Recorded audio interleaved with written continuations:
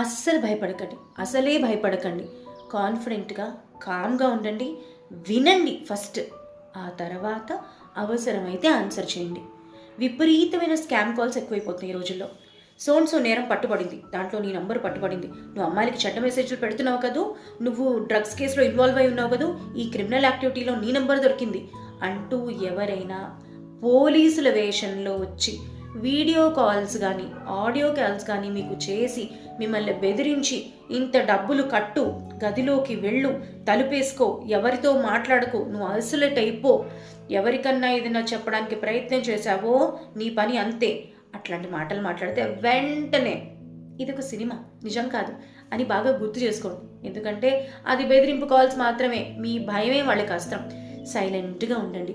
Okay అండి, మీరు చెప్పింది కరెక్టే అయితే సో పోలీస్ స్టేషన్కి మీరు రండి, అరగంటలో నేను అక్కడికి వస్తాను, మనం మాట్లాడుకుందాం అని చెప్పండి. దెబ్బకి వాళ్ళు కాల్ పెట్టేస్తారు.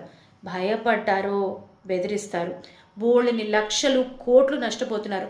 బాగా చదువుకున్న వాళ్ళు, మంచి వయసు ఉన్నవాళ్ళు, ఎంతో తెలిసిన వాళ్ళు కూడా నష్టపోతున్నారు భయానికి తల ఒగ్గి.